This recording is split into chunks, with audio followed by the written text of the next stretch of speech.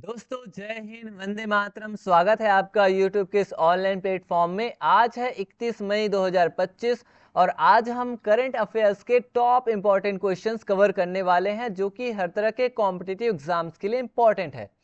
तो स्टार्ट करते हैं। हमारा फर्स्ट क्वेश्चन है, हाल ही में भारत सरकार द्वारा किस पीएसयू को विशेष दर्जा प्रदान किया गया है? बताइए, हाल ही में भारत सरकार द्वारा किस पीएसयू को विशेष दर्जा प्रदान किया गया है? तो ये प्रदान किया गया है BHEL, IOCL, ONGC, यानी कि उपरोक्त सभी। यानी हमारा जो आंसर आएगा वो क्या आएगा? उपरोक्त सभी, यानी कि ऑप्शन डी इसका सही आंसर है। तो हाल ही में भारत सरकार ने 3 पीएसयू को विशेष दर्जा प्रदान किया है। अब बात आ रही है कि ये BHEL क्या है? तो इसका फुल फॉर्म है Bharat heavy electricals limited. IOCL का फुल फॉर्म क्या है? तो ये हो जाएगा Indian oil corporation limited. ONGC का फुल फॉर्म क्या है? तो ये है oil and natural gas corporation. Oil and natural gas corporation. इसी से रिलेटेड एक और क्वेश्चन है, भारत सरकार ने जो है वो सार्वजनिक क्षेत्र की 3 जो कंपनियां उन्हें ये विशेष क्या दिया है? विशेष दर्जा दिया है। और ये जो विशेष दर्जा है ना, इनको एक तरह से बोल सकते हैं कि भारत रत्न का दर्जा बोल सकते हैं, यानी भारत रत्न के जैसा ये बड़ा दर्जा है ना। तो ये जो पीएसयू है इनको दिया गया, यानी जो 3 कंपनियां हैं, ठीक है, 3 पीएसयू को जो दर्जा दिया गया है वो किस आधार पे, किसके आधार पे प्रदान किया जाता है, ऐसा पूछ रहे हैं। तो पीएसयू को दिया गया विशेष दर्जा किसके आधार पर प्रदान किया जाता है? तो ये प्रदान किया जाता है वित्तीय प्रदर्शन, रणनीतिक महत्व और वैश्विक उपस्थिति, यानी कि उपरोक्त सभी ये चीजें हैं। वित्तीय प्रदर्शन हो गया, यानी ये जो कंपनियां हैं इन कंपनियों की वित्तीय प्रदर्शन, वैश्विक उपस्थिति, रणनीतिक महत्व के आधार पे ही उन्हें जो है विशेष दर्जा दिया गया है। और ये जो विशेष दर्जा है ये भारत रत्न की जैसा होता है, यानी बहुत बड़ा दर्जा है। अब बात आती है कि ये पीएसयू है क्या? तो पीएसयू का फुल फॉर्म है पब्लिक सेक्टर अंडरटेकिंग। क्या है? Public sector undertaking.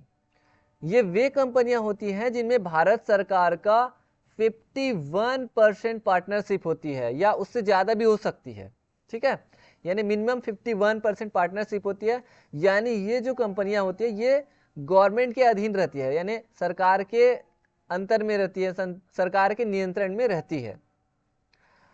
तो ये होता है PSU, public sector undertaking. Next question है, वित्त वर्ष 2024-25 में भारत की वास्तविक जीडीपी वृद्धि कितनी रही? बताइए। तो वित्त वर्ष 2024-25 में भारत की जो वास्तविक जीडीपी वृद्धि है वो रही है 6.5%, यानी कि ऑप्शन बी इसका सही आंसर है। चौथी तिमाही में ये जो वृद्धि थी, चौथी तिमाही में ये जो वृद्धि थी ये थी 7.4%, ठीक है, इसको याद रखनी है आपको। दुनिया की वित्तीय वर्ष में ये सबसे मीन्स 6.5, वित्त वर्ष 2024-25 में भारत की जीडीपी कितनी थी? 6.5%। चौथी तिमाही में थी 7.4%, ठीक है। अब इसी से रिलेटेड ये है कि आज जो है भारत विश्व की सबसे तेजी से बढ़ती हुई अर्थव्यवस्था बन गई है, यानी सबसे तेजी से बढ़ रही है भारत। और आज आपने देखा है कि दुनिया की टॉप 5 इकोनॉमी में भारत शामिल है। अभी हाल ही में भारत पहले क्या था? 5वें नंबर पे था, है ना। और मैंने पिछले वीडियो में भी बताया था कि ये 4थे नंबर में आने ही वाला है। और ये अभी हाल ही में 2-4 दिन पहले ही भारत जो है दुनिया की चौथे नंबर पे आ गई है, यानी इन्होंने अभी जापान को पीछे छोड़ दिया है। और ये भारत विश्व की चौथी सबसे बड़ी इकोनॉमी है। अब ये तीसरी बड़ी इकोनॉमी भी बनने जा रही है, ठीक है।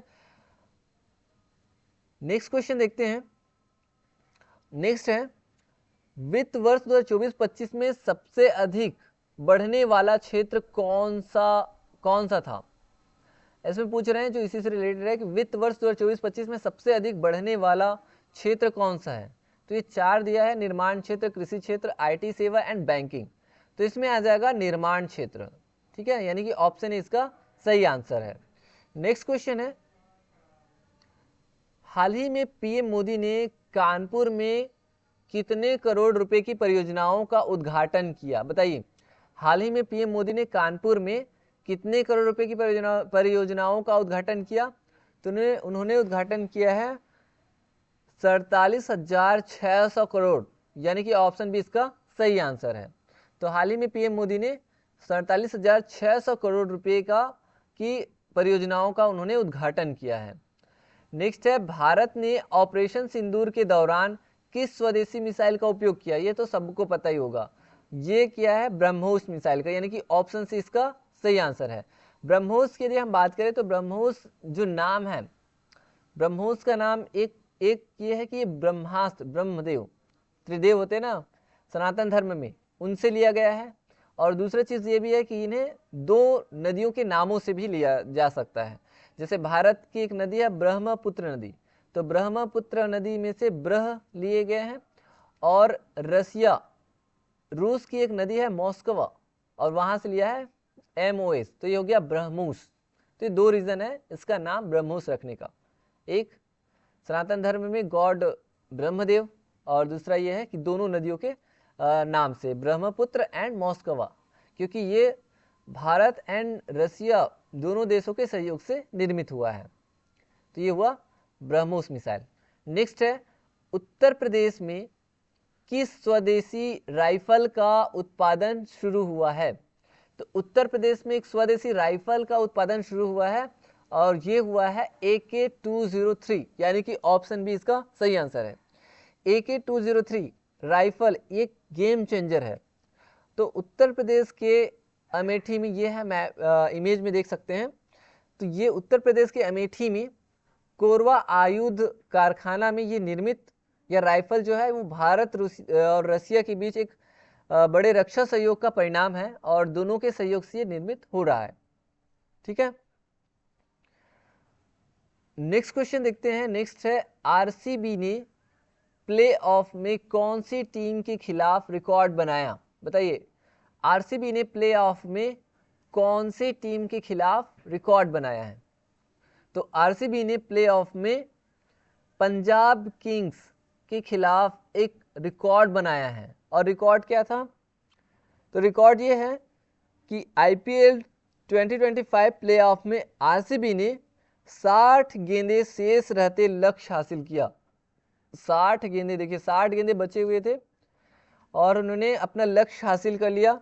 इन्होंने 10 ओवर में ही लक्ष्य हासिल कर लिया, और इनका जो लक्ष्य था वो था कितना रन बनाना था? 102, और 102 रन बना करके उन्होंने एक नया रिकॉर्ड बनाया है। तो इस तरह से ये हो जाएगा पंजाब किंग्स। तो इस तरह से दोस्तों आज हमने करंट अफेयर्स के टॉप इंपॉर्टेंट क्वेश्चंस कवर कर लिए हैं। आई होप कि आपको ये वीडियो लेक्चर काफ़ी अच्छे से पसंद आया होगा। मिलेंगे नेक्स्ट वीडियो लेक्चर में, तब तक के लिए थैंक यू।